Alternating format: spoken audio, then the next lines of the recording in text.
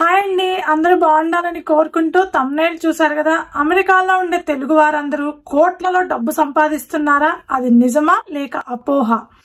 ఈ విషయం గురించి క్లుప్తంగా మాట్లాడుకునే ముందు ఒక చిన్న రిక్వెస్ట్ అండి. మీరు ఈ వీడియో చూస్తుంటే కనుక దయచేసి ఒక లైక్ చేయండి, షేర్ చేయండి, తప్పకుండా సబ్స్క్రైబ్ అయితే చేసుకోండి. ఇప్పుడు అసలు విషయం గురించి మాట్లాడుకుందాం. అమెరికాలో డబ్బు డాలర్లో వస్తే రెంట్ రూపాయల్లో కట్టరు కదండి, ఖర్చులు కూడా డాలర్లోనే ఉంటాయి. అయితే ఇక్కడ కష్టపడి సేవ్ చేసుకున్న కొంత అమౌంట్ని ఇండియన్ కరెన్సీలో కన్వర్ట్ చేస్తే అబ్బో లక్షల్లా కనిపిస్తాయి. మనకి ఇండియాలో ఎక్కువగా వింటుంటాం పేరెంట్స్ దగ్గర నుంచి, రిలేటివ్స్ దగ్గర నుంచి, మా అబ్బాయికి ₹1,00,00,000 జీతం, మా అమ్మాయికి ₹1,00,00,000 జీతం అని వింటూ ఉంటాము. అమెరికాలో నిజంగా ₹1,00,00,000 జీతం వస్తుందా సంవత్సరానికి? వాళ్ళ చేతికి ₹1,00,00,000 డబ్బు అందుతుందా ఎన్ఆర్ఐస్కి అంటే? మనకి ఇండియాలో ఎట్లా క్యాలిక్యులేట్ చేస్తారండి? ఫర్ ఎగ్జాంపుల్ చెప్తున్నాను, ఒక ₹1,00,00,000 జీతం అంటే బై 12 months, సో 8 లక్షలు లేదంటే 8.5 లక్షలు నెలకు సంపాదిస్తున్నారు అనే అపోహలో ఉంటుంటాం చాలా మందిని, తెలిసి తెలియక. కానీ ఇక్కడ ఒకవేళ ₹1,00,00,000 సంపాదిస్తుంటే ఆ ₹1,00,00,000లో మినిమం 25 to 30% ట్యాక్స్ కట్టాల్సి వస్తుంది. అంటే దాదాపుగా 30 లక్షలు ట్యాక్సే కట్టాల్సి వస్తుంది. ఆ మిగిలిన 70 లక్షల్లో హెల్త్ కేర్ ఇన్సూరెన్స్ ప్రతి నెల బ్యాచులర్ అయితే ఒకలాగా, ఫుల్ టైంలో ఉండే వాళ్ళకి ఒకలాగా, కాంట్రాక్ట్ బేసిస్లో ఉండే వాళ్ళకి ఒకలాగా, ఫ్యామిలీకి అయితే ఇంకొకలాగా, ఇలా హెల్త్ కేర్ అనేది చాలా ఎక్స్పెన్సివ్. ఇక్కడ ఇన్సూరెన్స్ అనేది చాలా ఎక్స్పెన్సివ్. సో ఆ హెల్త్ కేర్ ఏంటి, వాళ్ళకి ఎక్స్పెన్సెస్ ఏంది, మంత్లీ రెంట్లు ఏంది, వాళ్ళ ఖర్చులు ఏంది, వాళ్ళ మెయింటెనెన్స్ ఏంది, చివరి ఆఖరికి వాళ్ళు సేవ్ చేసుకునేది ఎంత? అలా ఎంత సేవ్ చేస్తారు, నిజంగానే కోట్లలో సంపాదిస్తారా లేదా అనేది తెలుసుకోవాలి అని అంటే, కోవిడ్కి ముందు వచ్చిన వాళ్ళ ఖర్చులు ఎలా ఉన్నాయి, వాళ్ళ శాలరీస్ ఎలా ఉన్నాయి, వాళ్ళ సేవింగ్స్ ఎలా ఉన్నాయి, కోవిడ్ టైంలో ఎలా సంపాదించారు, కోవిడ్ తర్వాత ఎక్స్పెన్సెస్ ఎలా ఉన్నాయి, శాలరీస్ ఎలా ఉన్నాయి, ఎంతవరకు సేవ్ చేయగలుగుతున్నారు అనేది తెలుసుకోవాల్సి ఉంటుంది. కోవిడ్కి ముందు శాలరీస్కి, కోవిడ్ తర్వాత శాలరీస్కి పెద్దగా అయితే మార్పు ఏమీ లేదండి. మనకి ఇండియాలో లాగా అమెరికాలో 10%, 20%, నేను సాఫ్ట్వేర్ వాళ్ళ గురించి చెప్తున్నానండి, 20%, 30% హైక్ సంవత్సరానికి ఇవ్వరు ఇక్కడ మాక్సిమం ఫుల్ టైం జాబుల్లో ఉండే వాళ్ళకి మాత్రమే ఆ హైక్స్ వస్తాయి. అది కూడా 2%, 3% బాగా ఇచ్చారు, ఎక్స్ట్రాడినరీగా ఇచ్చారంటే 4%. కాంట్రాక్ట్ బేసిస్ మీద చేసే వాళ్ళకైతే ఆ ఛాన్సే లేదు. సేమ్ శాలరీకి సంవత్సరాల తరబడి వర్క్ చేస్తూ ఉంటారు. సో కోవిడ్కి ముందు ఉన్న శాలరీస్కి, సో కోవిడ్ తర్వాత శాలరీస్కి పెద్దగా మార్పు ఏం లేదండి. బాగా పెరిగింది, విపరీతంగా పెరిగింది అనుకుంటే 10% పెరిగి ఉండొచ్చు, అంతకు మించి ఏమీ లేదు. బట్ కోవిడ్కి ముందు ఎక్స్పెన్సెస్కి, కోవిడ్ తర్వాత ఎక్స్పెన్సెస్ అయితే చాలా అంటే చాలా పెరిగిపోయినాయి అండి. నేను దీనికి ఒక చిన్న ఎగ్జాంపుల్ చెప్తానండి, ఎంత చేంజ్ వచ్చింది అనేది అమెరికాలో. అది ఇండియాలో కూడా వచ్చిందండి. ఇండియాలో ఏం తక్కువ రేట్లకు వస్తున్నాయని నేను చెప్పను, ఇండియాలో కూడా చాలా పెరిగినాయి రేట్లు. అలాగే అమెరికాలో కూడా విపరీతంగా పెరిగిపోయినాయి. కోవిడ్కి ముందు మనకి హోల్ మిల్క్ డబ్బా, ఒక గ్యాలన్ డబ్బా తీసుకుంటే కనుక బిలో $2, $1.99 లేదంటే $1.90 మాత్రమే ఉండేది. కానీ ఇప్పుడు కోవిడ్ తర్వాత అదే సేమ్ హోల్ మిల్క్ డబ్బా 1 gallon తీసుకోవాల్సి అంటే $4, $4.50 దాకా పెట్టాల్సి వస్తుంది. అంటే ఆల్మోస్ట్ 100% ఇంక్రీజ్ అయింది ఎక్స్పెన్స్. అదేవిధంగా ఇంకొక చిన్న ఎగ్జాంపుల్ కూడా చెప్తానండి, పెట్రోల్ గురించి చెప్తాను. కోవిడ్కి ముందు అమెరికాలో గ్యాస్ అంటారు పెట్రోల్ని. సో గ్యాస్ గ్యాలన్స్ లో ఇక్కడ కన్సిడర్ చేస్తుంటారు. సో గ్యాలన్ వచ్చేసి 1 gallon వచ్చేసి ఆల్మోస్ట్ 1.90 లేదంటే 1.60 ఇట్లా ఉండేది. మాక్సిమం ఉంటే $2 ఉండేది 1 gallon. కానీ కోవిడ్ తర్వాత $3 పైన ఉంది. ఈ రోజు అయితే $3.39 ఉంది 1 gallon. So almost 50 to 60% petrol charges పెరిగినాయి. అలా ప్రతి దాని మీద మినిమం 50% నుంచి మాక్సిమం 100% వరకు విపరీతంగా రేట్లు పెరిగినాయి అండి. ఇండియన్ గ్రాసరీస్కి వచ్చేటప్పటికి కోవిడ్కి ముందు నాకు తెలియదు రేట్లు, నేను అందరిని ఎంక్వైరీ చేసుకుని ఆ ముందు వచ్చిన వాళ్ళని అడిగి తెలుసుకొని చెప్తున్నాను. కోవిడ్కి ముందు 4 kgs మనము పప్పు తీసుకోవాలంటే, కందిపప్పు తీసుకోవాలంటే హార్డ్లీ $6, $7కి వచ్చేదట. కానీ ఇప్పుడు అదే కందిపప్పు తీసుకోవాలంటే మనం $14, $15 అంటే 100% పెరిగిపోయినాయి. సో శాలరీస్ పెద్దగా పెరగలేదు, కానీ ఖర్చులు మాత్రం కోవిడ్ తర్వాత విపరీతంగా పెరిగినాయి అనమాట. సో కోవిడ్కి ముందు ఎలా ఉండేది, కోవిడ్ టైంలో ఎలా ఉంది సేవింగ్స్, కోవిడ్ తర్వాత ఎలా ఉంది సేవింగ్స్ అనేది చెప్తానండి. కోవిడ్కి ముందు ఎవరైనా సరే F1 OPT మీద కానీ H1B మీద కానీ లేదంటే L1 మీద కానీ బ్యాచులర్స్గా వర్క్ చేస్తూ పర్ మంత్ ఒక $7,000 టేక్ హోమ్ వచ్చింది అనుకోండి. నేను నెట్ ఇన్కమ్ గురించి చెప్తున్నానండి, గ్రాస్ ఇన్కమ్ గురించి కాదు. నెట్ ఇన్కమ్ అంటే చేతికి వచ్చేది. సో $7,000 వచ్చింది అనుకోండి బ్యాచులర్స్కి. వీళ్ళందరితోటి కలిసి ఉంటారు. ఒక ఇల్లు తీసుకున్నారనుకోండి, 2 BHK హౌస్ తీసుకున్నారనుకోండి, నలుగురు ఉంటారు. నలుగురు మీద పడుతుంది. పెట్రోల్ అంతే, ఖర్చులు, మిగిలిన తిండి కానీ అంతా షేరింగ్ లో ఉంటుంది. కాబట్టి వాళ్ళకి ఎక్కువగా మిగిలే ఛాన్సెస్ ఉంటుంది. అరౌండ్ $4,000 వరకు, $4,500 వరకు మిగులుతుంది. అంటే సంవత్సరానికి ఒక 30 లక్షల నుంచి 40 లక్షల మధ్యలో సేవ్ చేసుకోగలిగే వాళ్ళు ఇది బ్యాచులర్స్. అదే ఒక ఫ్యామిలీలో 4 మెంబర్స్ ఉంటా ఒక్కళ్ళే H1B మీద వర్క్ చేస్తుంటే వాళ్ళు మాక్సిమం $3,000 వరకు సేవ్ చేసుకోగలిగే వాళ్ళు. 3 to 3.5 సేవ్ చేసుకోగలిగే, అంటే వాళ్ళకి వచ్చే దాంట్లో 50 to 60% సేవ్ చేసుకోగలిగే వాళ్ళు. సో యావరేజ్ గా తీసుకుంటే గనక మనకి సంవత్సరం మొత్తం మీద అట్లీస్ట్ తక్కువలో తక్కువ 25 లక్షల నుంచి 30 లక్షలు ఈజీగా సేవ్ చేసుకోగలిగే వాళ్ళు. అదే ఒక ఫ్యామిలీలో హస్బెండ్ అండ్ వైఫ్ ఇద్దరు వర్క్ చేస్తున్నారు అనుకోండి, వాళ్ళు వితిన్ 2 years లో మీకు ఆల్మోస్ట్ ₹1,00,00,000 సంపాదించేవాళ్ళు. కానీ బ్యాచులర్స్ అదే ₹1,00,00,000 సంపాదించాలంటే దాదాపుగా 3.5 సంవత్సరం పడుతుంది. ఫ్యామిలీ అయితే 4 సంవత్సరాల నుంచి 5 సంవత్సరాల మధ్యలో పడుతుందండి ₹1,00,00,000 సంపాదించాలంటే. అది కూడా ఎన్ఆర్ఐలు ప్రతి దాంట్లో లెక్కలు వేసుకుంటుంటారండి. ఇక్కడ చాలా మందికి తెలియదు ఆ విషయము. ఎన్ఆర్ఐలు తినే తిండి విషయం కాడి నుంచి ప్రతిదీ లెక్కలు వేసుకొని జాగ్రత్తగా ఖర్చు పెట్టుకుంటే మాత్రమే ఇంత సేవ్ చేయగలరు. Minimum 3 years to maximum 5 years లో ₹1,00,00,000 అయితే సంపాదించగలరు. కోవిడ్కి ముందు.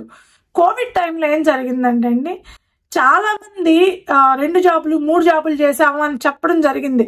అంటే మనం విన్నాము, చాలా మంది దగ్గర విన్నాము, ఇట్లా 2 జాబులు చేస్తున్నారు, 3 జాబులు చేస్తున్నారు, 4 జాబులు చేస్తున్నారు అని. హస్బెండ్ అండ్ వైఫ్ ఇద్దరు జాబ్ చేసే వాళ్ళు అయితే 4 జాబులు చేసిన వాళ్ళు కూడా ఉన్నారని విన్నామండి.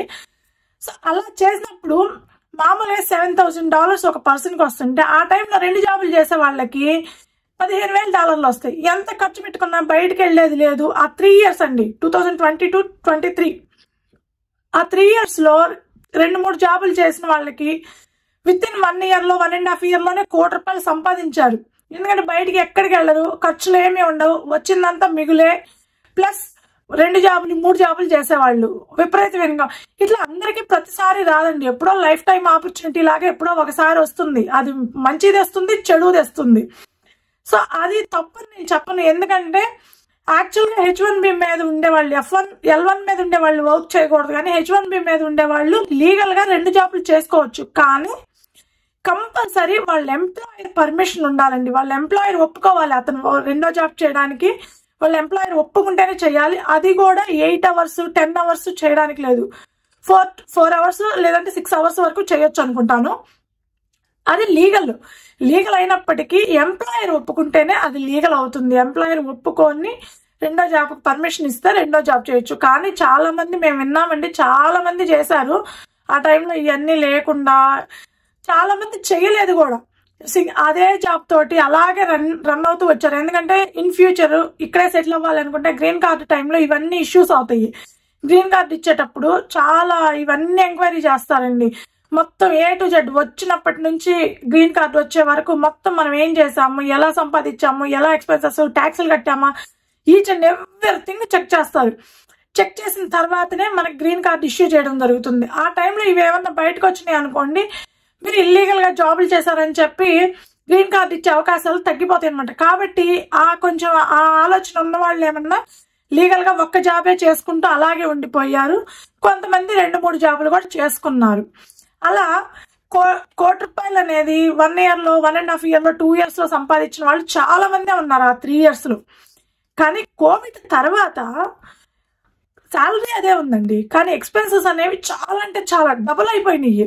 కోవిడ్కి ముందు $2,000 అయితే నీకు హ్యాపీగా బతకొచ్చు ఒక ఫ్యామిలీ అనుకుంటే, కోవిడ్ తర్వాత మినిమం $4,000 పెడితే కానీ ఫ్యామిలీ రన్ అయ్యే సిచ్యువేషన్ కాదు. దీనికి కూడా ఒక చిన్న ఎగ్జాంపుల్ చెప్తానండి. కోవిడ్కి ముందు 2 BHK మేముండే అపార్ట్మెంట్లోనే 2 BHK $1,000కి ఇచ్చేవాళ్ళు. $1,000 to $1,100 పడేది, 2 bed 2 bath. ఇప్పుడు ఇదే అపార్ట్మెంట్ లో 2 బెడ్ 2 బాత్ అంటే మినిమం 1500 కట్టాల్సి వస్తుంది. అంటే దాదాపుగా 50% రెంటల్ ఎక్స్పెన్సెస్ పెరిగినాయి కదండి. సో అలా ఈచ్ అండ్ ఎవ్రీథింగ్ పెరుగుతా ఇప్పుడు ఒక ఫ్యామిలీలో ఒక పర్సనే జాబ్ చేసి ₹1,00,00,000 సంపాదించాలంటే మినిమం టు మినిమం 5 సంవత్సరాల నుంచి 6 సంవత్సరాలు పడుతుందండి. ఇద్దరు జాబులు చేస్తే 4 సంవత్సరాలు పడుతుంది. బ్యాచులర్స్ కి అయితే ఒక 3 years లో సంపాదించుకోవచ్చు. బ్యాచులర్స్ నేను చెప్పేది మినిమం $7,000 టేక్ హోమ్ ఉంటేనేనండి. చాలా మందికి ఇక్కడ శాలరీస్ ఎలా ఉంటాయంటే అండి, F1 OPT మీద ఉన్న, H1B మీద ఉన్న, L1 మీద ఉన్న యావరేజ్ గా శాలరీస్ చూసుకుంటే గనక $5,000 నుంచి పర్ మంత్ మాక్సిమం $10,000 వరకు టేక్ హోమ్ వస్తుంటాయండి. 10,000 వచ్చేవాళ్ళు చాలా రేర్ ఉంటారు. Take home maximum $5,000 to minimum $5,000 to maximum $8,000 మధ్యలో చాలా వరకు ఎక్కువ మంది ఉంటారండి. $9,000 $10,000 టేక్ హోమ్ పర్ మంత్ వచ్చేవాళ్ళు చాలా తక్కువ మందే ఉంటారు. లిమిటెడ్ పీపులే ఉంటారు.